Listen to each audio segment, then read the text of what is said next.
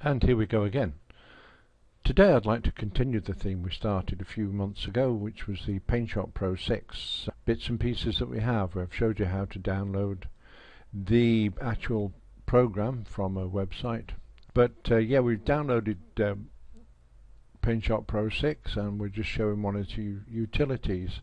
And as the feature progresses, we'll go through PaintShop Pro 6, 7, 8 and so forth, right up to date hopefully. So you'll become quite versatile in using this particular program. If we look, let me just open up a new picture. 400, 300 should be good enough. We'll use that. Oh, we've got a green background. Close out. We'll just change it to a normal white background, I think, which is done by clicking on the color palette, selecting the color for the background and saying OK. Now if we open up a new picture, we should have a white background. Oh, excellent stuff. So there we go. So as we can see, there are lots of icons down the sides and across the top. This particular icon here was particularly good when it used to work in Windows XP and Windows 7, because we could get this arrow, we could put it on top of a particular function and it would give us the help needed. Well, the help has gone, unfortunately. It doesn't work with Windows 10, but the program still does. So let's have a look. What I want to look at today is this particular icon here, which is called picture tubes. Now if I open the help files, etc. with this, we can see the tool options, and we can choose various different options that we have. Cells across, cells down, total cells, etc. This is just for the actual tube itself. So what a tube is a collection of small pictures that can be randomized or selected individually and saves you time. Let's just make a little drawing just for a moment or two so we can show these tubes off. Just going to draw a line here. Doesn't have to be perfect. It's not perfect. I'm not an artist. Basically we'll have a sort of sky color. Where I am at the moment, the sky color is there, grey, definitely grey sky, but we'll have a optimistic view and have a blue sky, I think. A little bit lighter than that. Yeah, we'll go there.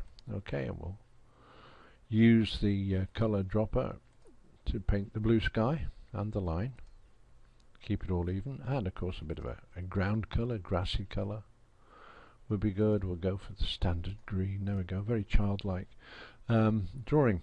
So let's have a look, see what these tubes can do now. If we click on the tube icon here, which is it's like a rubber stamp with a paintbrush underneath it. Let's have some clouds. Clouds are selected already because I've probably been playing with them. We can vary the size of the clouds by this little slider at the side, or we can do it individually, just going up or going down. It's all in the same control. But there we go, just chuck a few across the sky there. We can make some bigger clouds. Maybe just a bit too big, so using this button at the top here I can go back and undo what I've done. Yeah, scale 184, bit on the large side. We'll go for something about 78, that's great. And we'll put a few, I'll tell you what I'm going to do. I'm going to go, one of the nice things about the settings we showed you last time is we can go back and clear everything off, because we've got quite a large cache memory of the changes we made. So what I'm going to do is not put a cloud there. We're going to have a look at, let me see, have quite a variety of different types. We can have circles, we can have flowers, streamers, trees, which we will have later on perhaps, all the way through Christmas, snowman, wreath, and I'll show you those in a moment or two. Cosmos, we'll have Cosmos, there's a great one. Options, let's just stab there. Beautiful sunshine, although it is a little on the big side. Now when we have them at random, the placement mode is random, then we can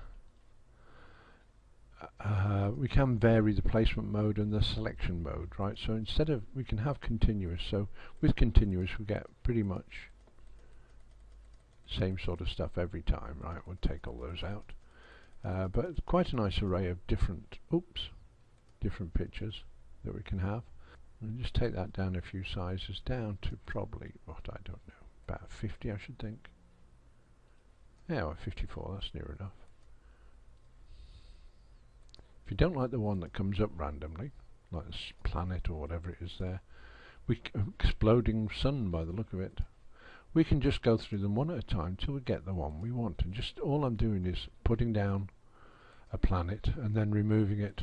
There we go, we'll leave that one. Nice sunshine, I like that one. Bit of sunshine there. Right, we'll go back to the tube. We can now select clouds, and we can put some clouds down, I think.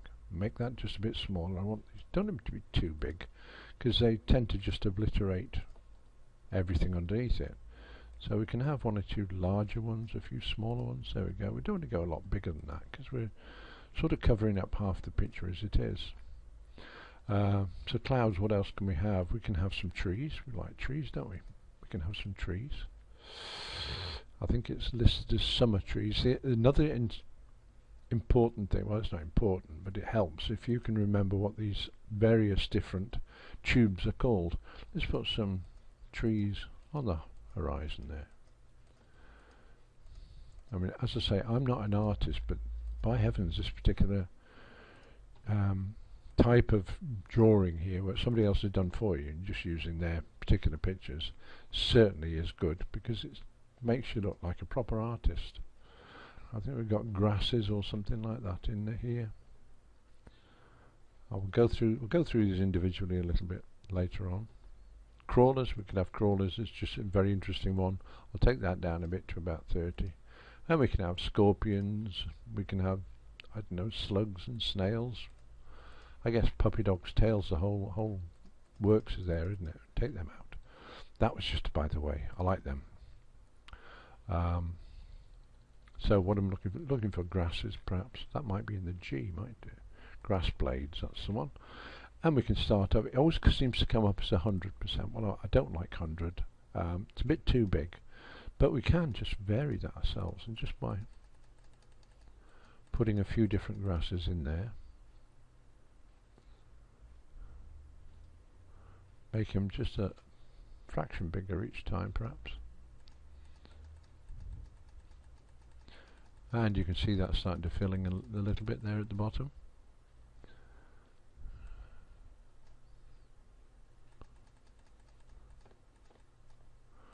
And there we go. That's probably all I need to do, really, because you get the idea from that. So there's our picture we've created. It's not super fantastic, but it's certainly arty, isn't it? You know, you can see the sun shining. Brilliant. We can fill in other colours if you wanted to, and if you wanted to maybe take a sample using the sample dropper there and picking up the sunshine yellow, and maybe just, I don't know, you can just maybe highlight the trees or something like that. Just go along the edges and just make it look as though the sun's shining on everything, you know. It's you don't need to do too much, just to enhance your picture slightly. Maybe where there's a shadow, put the light bit. Yeah, we don't need to do more than that, we'll ruin it otherwise. So there we are, that's a straightforward picture. So let's just, we'll lose that one, I shan't save it. I won't say, we'll just make another picture, which is a lot quicker than anything else. So let's have a look at some of these tubes, what are done. I did try to see if I could maybe make some tubes and show you how to make them, but unfortunately I've found that I don't know how to make a transparent background on a normal picture. I looked at one or two videos on how to do that, and apparently when I looked in this bit here, which is the color selector, I can't see how to make it transparent. Now maybe in PaintShop Pro 6 we didn't get transparencies, maybe it wasn't there originally. So until we get to PaintShop Pro 8, I'm not going to be able to show you how to make our own tubes, which I'd have liked to have done. If anyone out there knows how to make transparent colours in PaintShop Pro 6, I'm very interested. We can go into export a picture and make a transparent GIF, but I want a transparent picture. If I go to a picture tube creation, it always gives me this message. To save an image as a picture tube, then the image must be 24-bit and have only one layer with a transparency. So I don't really understand what that is. It's a bit ambiguous as far as I'm concerned. Anyway, let's have a look at the tubes and see what we've got to play with. Again, we'll bring the tool options up. Right, I'm not going to be particular. 3D gold, basically we get this beautiful 3D ball. Yeah, we can do all sorts of wonderful things there with this. Just starting at one side of the page and just take it down. It's quite effective, nice little effect on there. We can do the same with the green. And indeed go down again and we have rainbow colours, which would be very good, very interesting for maybe kids drawing projects or whatever. Very nice, very bright, very three-dimensional, as it says. It's a 3D rainbow. Butterflies, let me just clear that off, I think, despite what I said. There we go. Butterflies, various different butterflies which we have. Again, these, I'll show you how in a moment or two. I'll show you how to get some of these tubes if you haven't already got them in your copy of PaintShop Pro. We've had a look at the clouds. Confetti. Doesn't seem to be randomizing a lot. There we go, that's a confetti one. Cosmos we've seen, crawlers, very quickly crawlers again. We can have all sorts of crawly objects in there, wonderful. Fairies, fair enough. Let's just clear the screen again. Clicking like crazy. There we go, nice little fairy picture. There's only the one in there, but it's very nice.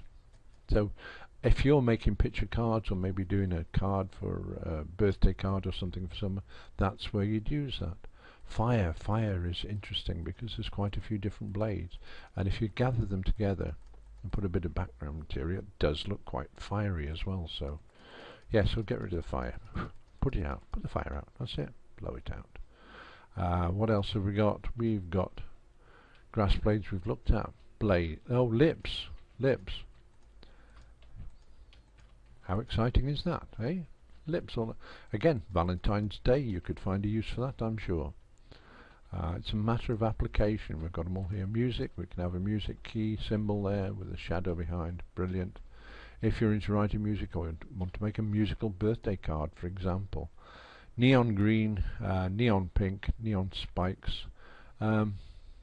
Probably, yeah, very nice little patterns.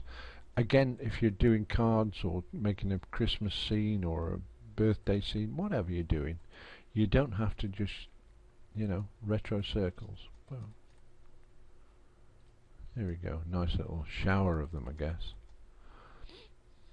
Anything else we could look at which would be more interesting? Streamers are quite nice. Nice little shadow behind it, and I think the shadow is what makes it quite pretty. Again, get rid of those. Water droplets, really, I have used these myself on one or two occasions when I've been drawing. Very handy water droplets.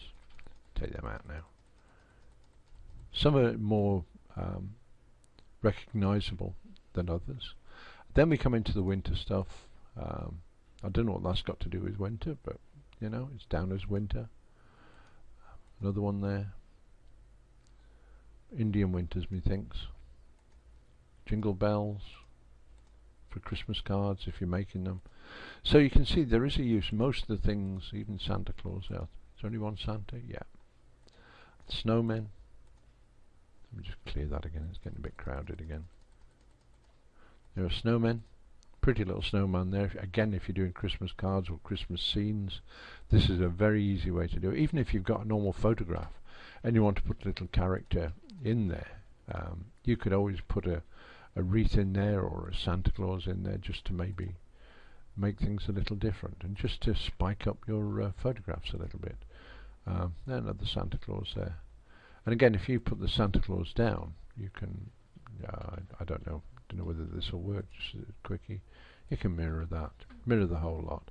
So again, if you've just got the one, but you wanted it facing the other way, simply go into the image folder at the top there and mirror it. That's all you have to do, and there's your reverse Santa. So as you can see, tubes may be very simplistic in some people's eyes and may think, oh god, is that all it is? It's just pictures. They are pictures, but I don't know if I can maybe just drag up a picture, which I have maybe on the computer. Just bear with me a second. Right, so there's a picture I had on my hard drive. Again, using the picture tubes if you wanted to go a little bit crazy, or just to make it a little bit different. What's wrong with putting a snowman on there? Just simple as that, you know, just to, you know, get your friends to spot the difference. Whoopee, you know, daft as it is, but some people actually really enjoy that. Santa Claus, where will we have Santa Claus? Oh, we'll have him somewhere else then. We'll have him, yeah, looking up here, maybe. Let's go back, we make a bit larger. Go up to 225. There he is. No, there's Santa Claus looking. It'd be nice if there was snow on the ground, but there isn't, so never mind. Anyway, let's have a look and see what we can do in there. Let's go to the colours, and we can go to adjust, and we're going to go to the hue map. This is all the colours used in that particular picture, or at least the hues. And you can see straight away what it's done. I'll reset that. Just go back to the picture. There we are, that's a reset version. If I were to get rid of, say, green, and change it to something else, go all the way to white, I think, somewhere. Patient enough.